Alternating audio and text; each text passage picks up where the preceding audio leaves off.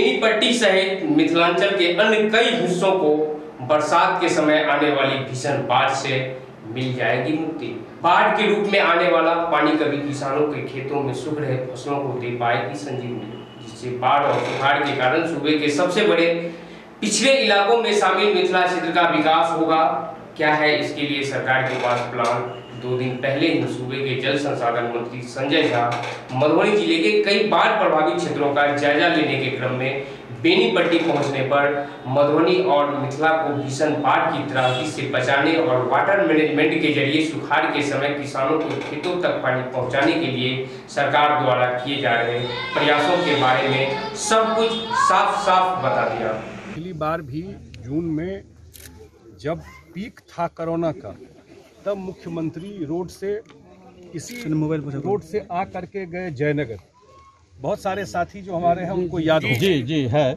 और नेपाल में प्रॉब्लम हो रहा था, बहुत सारा काम कराने में डिस्टरबेंस हो रहा था, वो खुद बाय रोड आकर के गए और उसी दिन वो अनाउंस किए जयनगर में बराज जी, और वो टेंडर फाइनल हो गया जी। मैं आपके बात पे भी आता हूँ और उस पर बरसात के बाद काम शुरू हो जाएगा। हम मधुबनी वासियों को खास करके बराज बोलते हैं तो बहुत तुरंत नहीं समझ में आता है, क्योंकि हम लोग बराज देखे नहीं। लेकिन जो लोग बीरपुर में बराज देखे हैं, जो वाल्मीकि नगर में बराज देखे हैं, वो समझ जाएंगे कि बराज बनने के बाद उसमें कंट्रोल वाटर आएगा, माने और सिंचाई का भी एक बड़े एरिया में सुविधा हो जाएगी। नमस्कार, मेरा नाम अर्जुन है और आप देख रहे हैं चौथा स्तंभ डिजिटल न्यूज। आज की स्पेशल रिपोर्ट में मधुबनी जिले सहित मिथिला के कई हिस्सों को प्रत्येक साल आने वाली भीषण बाढ़ की त्रासदी से बचाने के लिए बिहार सरकार के जल संसाधन विभाग द्वारा किए जा रहे प्रयासों पर हम विस्तार से चर्चा करेंगे। सूबे के सबसे पिछड़े इलाकों में एक मधुबनी जिला वैसे तो बरसात के समय प्रत्येक साल बाढ़ की विभीषिका झेलने के लिए मजबूर है। बाढ़ आने पर मधुबनी जिले का अधिकांश भूभाग इसके चपेट में होता है। भले ही मधुबनी जिले में आने वाली बाढ़ की जन्मस्थली नेपाल का जल अधिग्रहण क्षेत्र तराई हो, कारण बाढ़ आने का मुख्य कारण पड़ोसी देश नेपाल के जल अधिग्रहण क्षेत्र में भीषण बारिश का होना माना जाता है। लेकिन मधुबनी जिले का बेनीपट्टी अनुमंडल प्रत्येक साल आने वाली भीषण बाढ़ के मायके के रूप में जाना जाता है। बेनीपट्टी अनुमंडल क्षेत्र में हर साल बाढ़ आना कई दशकों से मानो एक नियति बन गई है। बेनीपट्टी अनुमंडल सहित मधुबनी जिले के अलावा पूरे मिथिलांचल को बाढ़ की त्रासदी से निकालने के लिए आजादी के बाद से ही सरकारें काम कर रही है, लेकिन अब तक सरकार को पूर्ण सफलता नहीं मिली। सरकार चाहे किसी भी दल की क्यों न हो, प्रत्येक साल आने वाली बाढ़ के कारण सभी सरकारों पर मिथिला के साथ भेदभाव करने का आरोप ही लगते आ रहा है।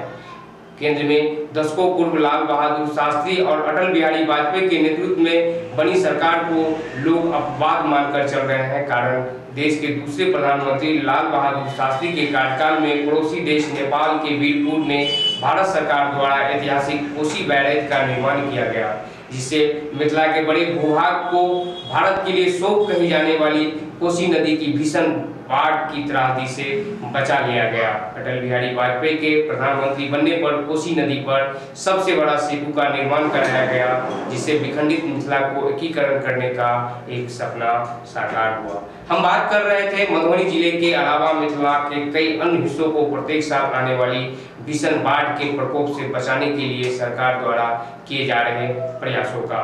सूबे के जल संसाधन मंत्री संजय झा बुधवार को मधुबनी जिले के कई इलाकों का दौरा किए।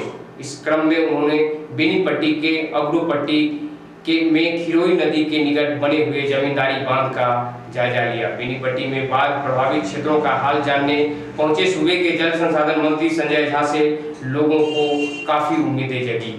बांध निरीक्षण के दौरान कई ग्रामीणों ने मंत्री के समक्ष बांध मरम्मती के नाम पर खानापूर्ति किए जाने की शिकायत भी की, लेकिन स्थानीय जदयू कार्यकर्ताओं के साथ साथ गणमान्य लोगों ने जल संसाधन मंत्री का जोरदार स्वागत किया।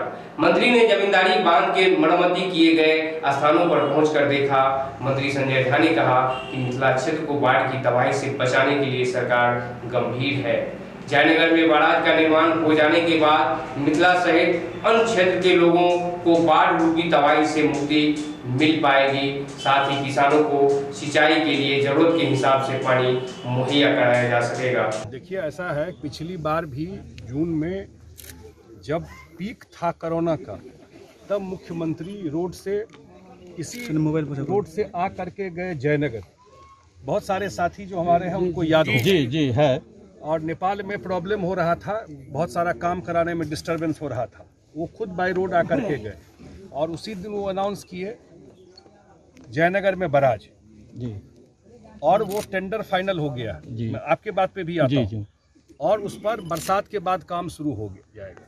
हम मधुबनी वासियों को खास करके बराज बोलते हैं तो बहुत तुरंत नहीं समझ में आता है, क्योंकि हम लोग बराज देखे नहीं, लेकिन जो लोग बीरपुर में बराज देखे हैं, जो वाल्मीकि नगर में बराज देखे हैं, वो समझ जाएंगे कि बराज बनने के बाद उसमें कंट्रोल वाटर आएगा, माने और सिंचाई का भी एक बड़े एरिया में सुविधा हो जाएगा। एक दूसरा जो ये पार्ट है, हमको पिछली बार ही ज़्यादा अनुभव हुआ जब कुछ जगह टूटा यहाँ पर, या इस बार भी जून में इतनी बारिश हुई जिसकी कोई कल्पना नहीं कर सकता था, और यहीं पर धौंस नदी में टूट गया एक जगह सीतामढ़ी और मधुबनी के साइड में इस चीज़।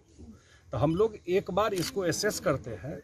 बेनीपट्टी में बाढ़ का एक ऑफिस बने, पिछली बार मैं बोल के गया था, और उसके बाद चुनाव हो गया, अब मैं आया हूँ, वो प्रक्रिया में हम लोग डाल दिए हैं, और बेनीपट्टी एक बाढ़ का एक अलग सेंटर यहाँ पर बन जाएगा। और इसका मॉनिटरिंग, और आज जो हम आने का पर्पस एक ये भी था कि आज जो आए हैं कि एक बार अपने नज़र से, वैसे तो राजनीतिक रूप से आना जाना रहा, लेकिन इतना डीपली आकर के नहीं देखे इस समस्या को। तो आज आने का वजह ये था कि एक बार अपने नज़र से देखें और फिर इसमें जो सॉल्यूशन होगा इसका हम लोग करेंगे। क्या सर, सूबे के जल संसाधन मंत्री ने कहा कि बेनीपट्टी में बाढ़ नियंत्रण के कार्यालय की स्थापना भी की जाएगी। इधर कई लोगों ने मांगों का एक ज्ञापन मंत्री को सौंपा। जल संसाधन मंत्री ने लोगों को शीघ्र ही बाढ़ और सुखाड़ की समस्याओं से मुक्त करने का आश्वासन दिया।